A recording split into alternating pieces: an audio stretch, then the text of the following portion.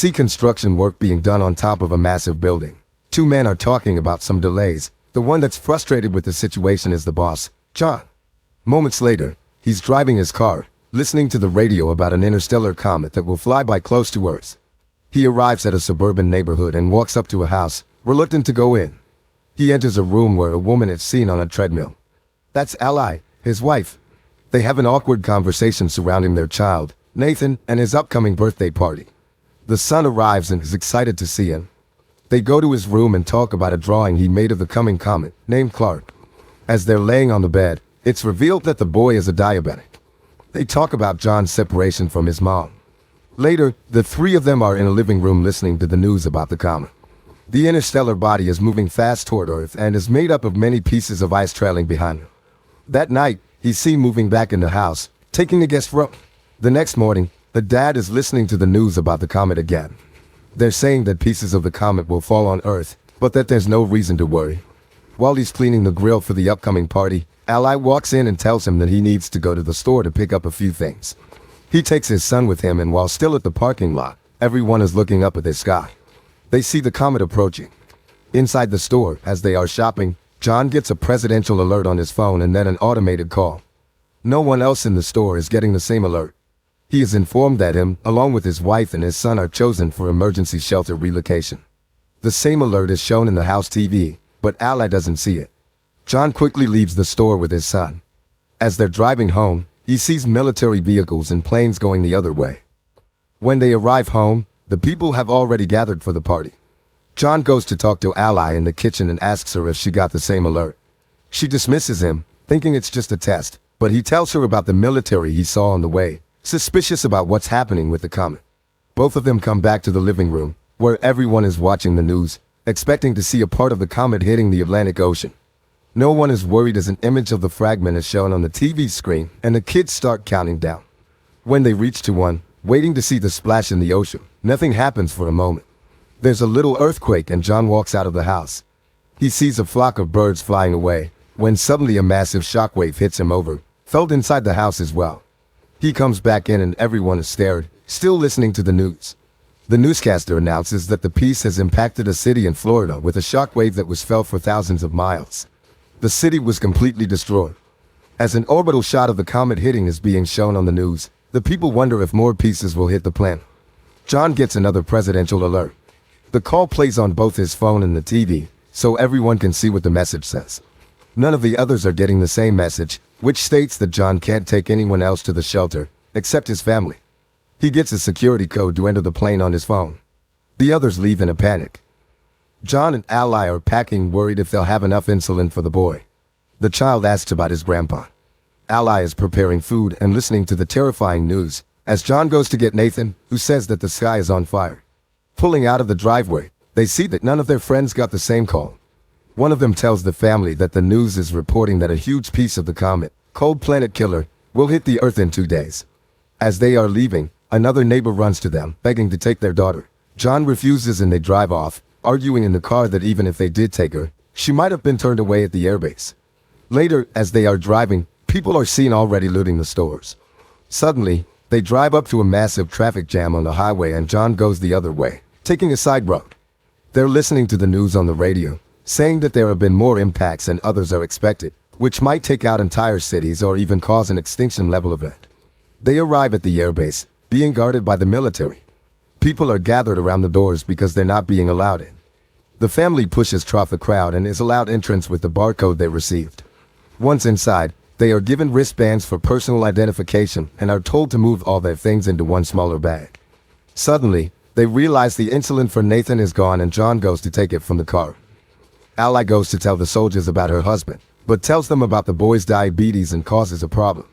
She's taken to a superior officer that informs her that someone with a chronic condition can't be on the plane.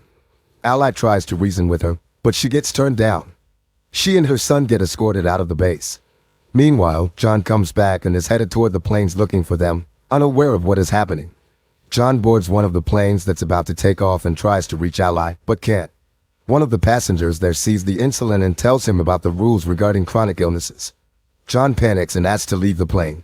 Suddenly, the base gets breached and the people start shooting toward the military. The plane that John was existing has a fuel leak, so he tells everyone to get out and runs away. The plane explodes and causes a chain reaction.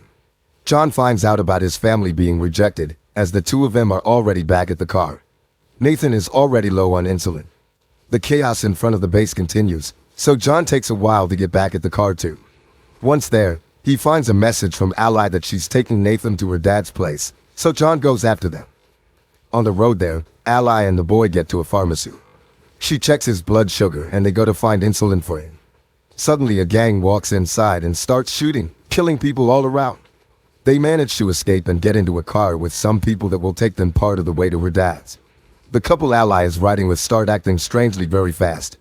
Eventually, they throw her out the car, take her wristband and drive off with their son, leaving her stranded on the highway. Meanwhile, John is lucky enough to find a ride up north as well. Inside the truck, John sparks a conversation with one of the men, Colin, who tells him that they are headed to Canada where the driver knows someone that has a plane and can take people to the shelters. Apparently, the military has set up the shelters on Greenland. The man tells him to find his family and meet him in Canada, so they can take one of the planes too. Another one of the people in the truck eyes John's wristband and demands that John gives it to him, but when he refuses, a huge fight unfolds. The fighting causes the truck to swirl and crash, throwing the people from the back out. The fight continues regardless and John ends up killing the guy. Colin dies in the crash. In the meantime, Ally gets another ride toward the base where the people that took Nathan are headed. He is still seen riding with them when they get to the airport base. At the first stop, as they are showing the wristbands, the boy tells the soldier that those people are not his parents and the soldier gets them escorted away, taking him inside. Later, Ally gets there too and tries to find him, from one stop to another, from one medical unit to another. She finally finds him and she's informed that he's been given insulin. The nurse says she'll help Ally find a military transport to her father's city and that she will stock her with medicine for Nathan. John breaks into a house for some water and food. He checks the news immediately, only to see that the main impact is expected in just under 24 hours. He finds keys to the family's car and takes it, getting to Ally's dad fast. He finds him playing cards with his buddies, asking about his daughter. They decide to put their differences aside and work together to find her and Nathan. Meanwhile, the two of them arrive at a gas station and call the house. John and her father go to pick them up and the family is finally back together. All of them get back to the house and see that the information John got about the shelters was true. He convinces Ally that they should go to Canada and try their luck, so they prepare for the journey there. Unfortunately, they can't convince Ally's father to join them. Suddenly, a giant piece of the comet falls nearby, prompting them to go immediately. Ally's father gives John a gun and says his goodbyes, staying behind as they drive away. John and Ally reconnect during the drive, promising to stay together. They stop for a blockade along the road, when debris from the comet starts falling all around them. John drives out from the line of cars, but the fragments are falling everywhere. Ally gets in the back to cover Nathan, while John tries to find shelter. They stop near a bridge, where others hide as well, but John runs off to help a man out of a burning car. Later that night, they continue their journey and pass into Canada. While searching for the airport, they listen to the radio and discover that they don't have much more time until the biggest part of the comet hits Earth and destroys more than 75% of all living things.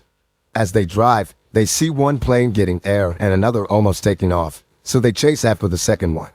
John stops the plane by driving right in front of it. The pilot is reluctant to take them in, since he is already at full capacity, but they succeed in convincing it. John has a dream about better times and when he wakes up they are approaching Greenland. The place seems unaffected by the comet, until a moment later a fragment impacts the water and creates a shockwave that hits the plane. Both engines are failing as the pilot tries to keep the plane in the air. They glide through the air, landing smoothly, but hit the glacier. The pilots are pinned on impact, but John isn't able to help them. He sees a military plane land a mile away, so he shows the people from the plane there and when they arrive, a military truck takes them in and gets them to the shelter. As they are going inside, the planet killer hits. The impact will reach them in a matter of minutes and the people are still getting deeper inside the shelter. Once inside, they brace for impact and a flashback is seen of their previous life, when they were happy together. 9 months later, the planet is desolated. Cities ruined completely. A radio signal is searching for survivors and establishes a connection, informing the receiving end that the dust has settled and there is no radiation. The hatches of the shelter open and reveal that the family is still alive, facing the ruin of the planet. As a symbol of hope, they see a bird flying outside and start coming out of the shelter.